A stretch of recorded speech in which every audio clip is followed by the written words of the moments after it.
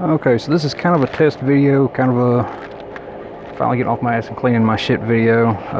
I am not a YouTuber, so I am using a cell phone and a cheap microphone off of Amazon.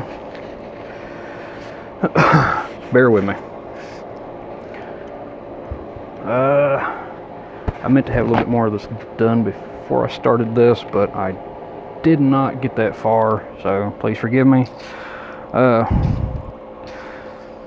So this is probably going to be my first video if this one gets posted. I'll tell you a little bit about myself. I am a fat boy from the South who needs to get a haircut and a shave. Thanks to COVID, I have been kind of in a pickle on getting a haircut, not doing it myself.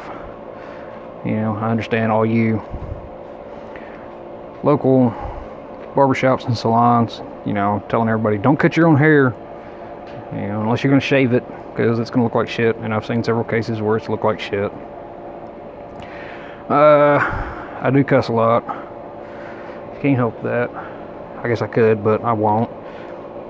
If you don't like what I say, then, you know, you just click on somebody else's video. I mean, it's as simple as that. I'm not going to come to your house and tell you what you have to do and can and cannot do. Don't expect anyone to try to force me to abide by their rules. You know, and we all get along that way. Anyway, this is my 300 blackout. This is kind of my proof to people that you don't have to spend a fortune on a firearm, you know, to have a good time with it. You know, now if I'm going to war, yeah, I'm going to spend a little bit more money, but you need to understand the military contracts. A lot of people think, you know, oh, these guys have got the greatest gun. No. The way a military contract usually works is the lowest bidder wins. There's two things you have to follow. One, you have to meet all their specifications. You know, looking at you, Sig. All you Glock boys threw a fucking fit over Glock not getting military contract. Glock did not make what the military said they wanted. They said they wanted a modular pistol.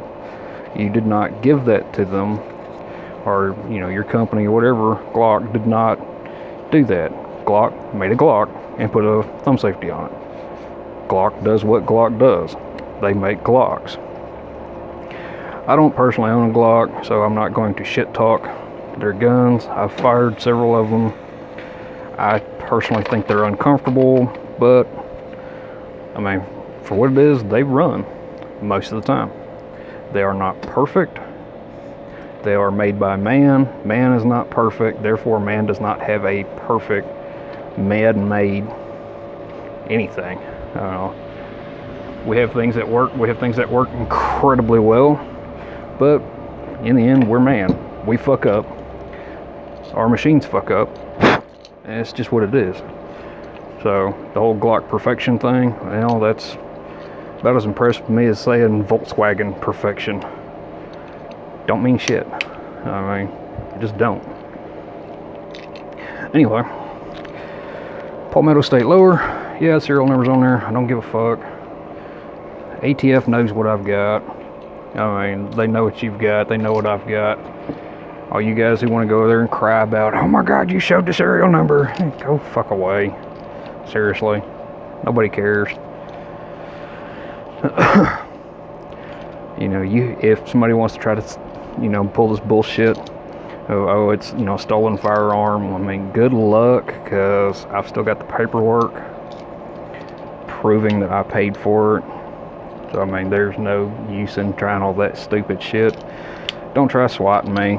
You're just wasting taxpayers' money. You're a taxpayer, I'm a taxpayer.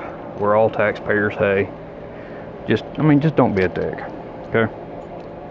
Magpul furniture, I've got the Magpul bad lever on there. I'm a fan of these, and I just went blank on their name. There's another company that makes one, Phase 5, that's who they are. They make a fantastic one. It's all billet. Really tough, does the job, does it very well. A cheap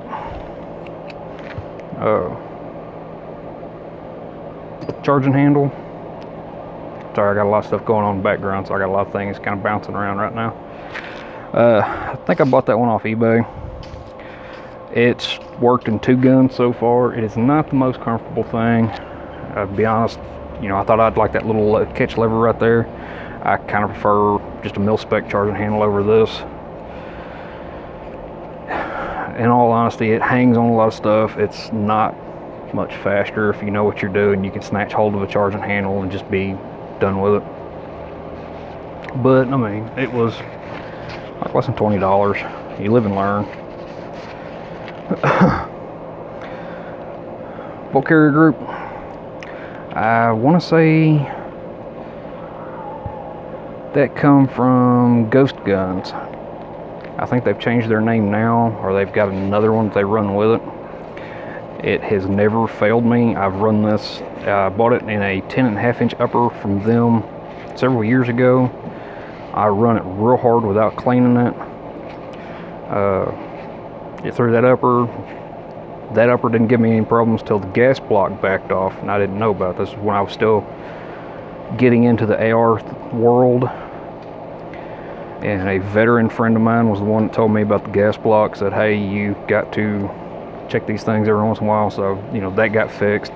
I had my fun with it. Moved on down the road. Changed that upper out.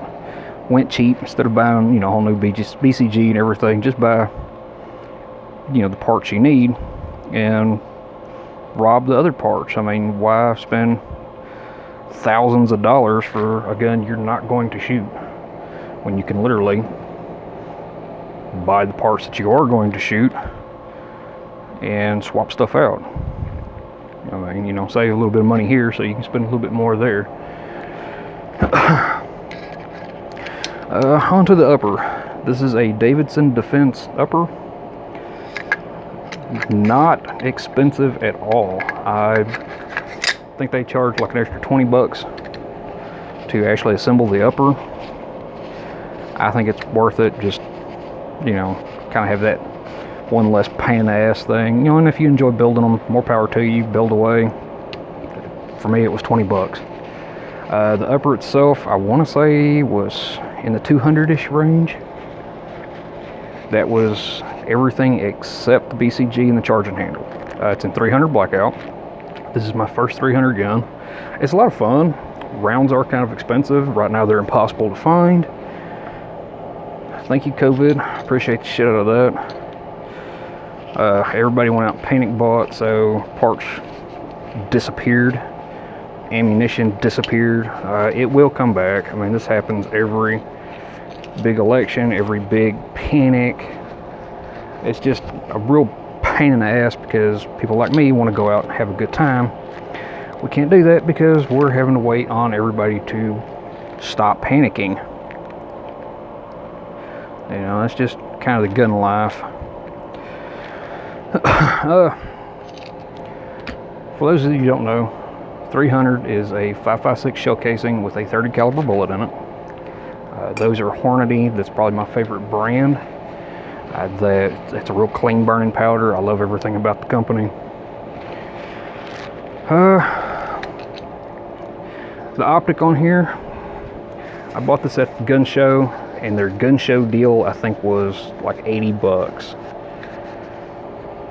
It's Osprey Global.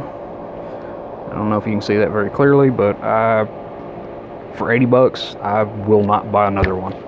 If it was $30, that'd been cool. I'd have bought 2 or 3 of them. I might, you know, be happy with spending maybe $50 on it.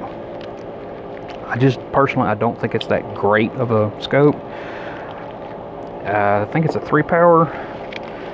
It's got a little fiber optic front post, little, you know, iron sights built on top, red and green laser. It's easy to adjust. Everything about it is, you know, pretty robust, kind of cool, except for the fact that you have to sit it so far back on the gun to be able to see. I mean, that you damn near have to put your eyeball into the fucking optic. That's a nightmare. If they would have made it where I could scoot it, you know, halfway down from where it's at, I'd have loved everything about it, including the price. That's the only deal breaker on me.